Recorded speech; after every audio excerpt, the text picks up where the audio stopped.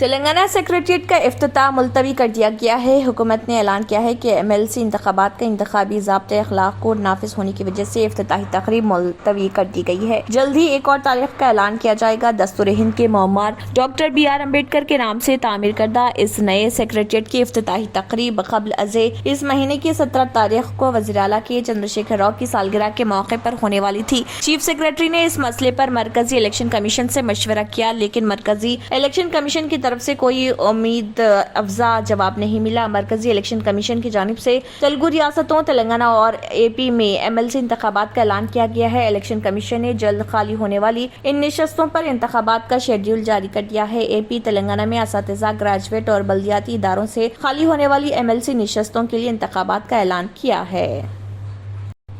محمد سلیم صدرنشین Telangana state حج committee B شفیع اللہ executive officer Telangana state حج committee نے اپنے ایک مشترکہ صحافتی بیان میں کہا ہے کہ حج 2023 کے لیے آن لائن درخواستیں داخل کرنے کا عمل شروع ہو چکا ہے۔ درخواستیں داخل کرنے کے 10 مارچ آخری تاریخ مقرر کی گئی ہے۔ محمد سلیم صدرنشین تلنگانہ اسٹیٹ حج کمیٹی نے بتایا کہ عازمین اپنے موبائل سے HCOI کے ایپ سے درخواستیں داخل کر سکتے ہیں۔ حج کمیٹی آف انڈیا کے ویب سائٹ سے تفصیلات حاصل کر سکتے ہیں۔ B شفیع اللہ ایگزیکٹو آفیسر نے کہا کہ ایسے عازمین جن کے پاس پاسپورٹ کی مدت میعاد 31 دسمبر 2023 ہو وہی درخواستیں داخل کرنے کے اہل ہوں گے۔ عازمین کے انٹرنیشنل پاسپورٹس مشین سے نمایاں طور پر پڑھے جانے والے ہو جانے چاہیے۔ تمام عازمین درخواستیں آن لائن داخل کرنے کے بعد ہی تلنگانہ اسٹیٹ حج کمیٹی کے دفتر سے رجوع ہوں۔ عازمین کو پہلے اور آخری صفحات کے زیروکس کاپیاں داخل کرنی ہوگی۔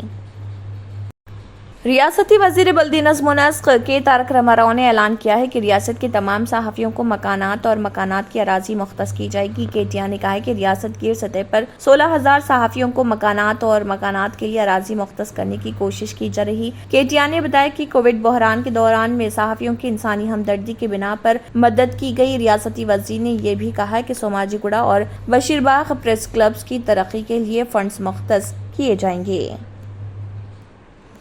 تلنگانہ BJP کے صدر بنڈی سنجے نے کہا اگر ان کی پارٹی ریاست میں اقتدار میں آتی ہے تو وہ سیکریٹریٹ کی نئی عمارت کے گنبدوں کو توڑ ڈالیں گے۔ جنم گوسا BJP بھروسہ پروگرام کے تحت کوکٹ پلی حلقے میں اولڈ بوئن پلی کے مختلف وارڈز میں کارنر میٹنگز کا آغاز کرتے ہوئے بنڈی سنجے نے کہا کہ KCR نے سیکریٹریٹ کے نام پر تاج محل کی نقل تیار کی ہے۔ بنڈی سنجے نے سیکریٹریٹ کی نئی عمارت کی تعمیر پر تنقید کرتے ہوئے دعویٰ کیا کہ اسے تاج محل کی نقل کے طور پر بنایا گیا۔ انہوں نے الزام لگایا کہ KCR نے صدر مجلس اسد الدین اویسی کو خوش کرنے کے لیے یہ سیکریٹریٹ تعمیر کیا ہے۔ انہوں نے چیف منسٹر KCR پر تلنگانہ کا کنٹرول MIM کے ہاتھ میں دینے کی کوشش کا بھی الزام لگایا۔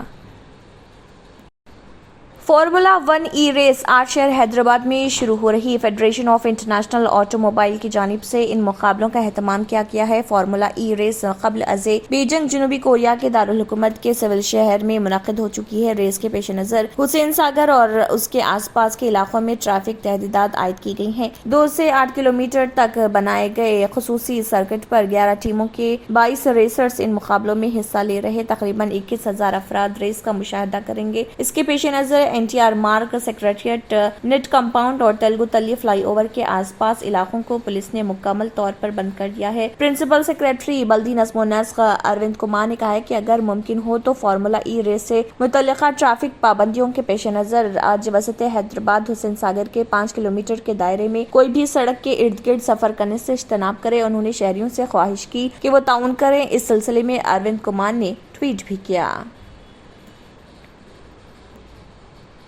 اگر آپ نے ہمارے چینل کو ابھی تک سبسکرائب نہیں کیا ہے تو یہاں پر ریڈ کلر کا سبسکرائب بٹن دکھ رہا ہے، اسے کلک کریں اور ہمارے چینل کو سبسکرائب کیجیے اور ساتھ ہی ساتھ بیل آئیکن کو بھی کلک کیجیے جس سے آپ کو تازہ اپڈیٹ ملتی رہے۔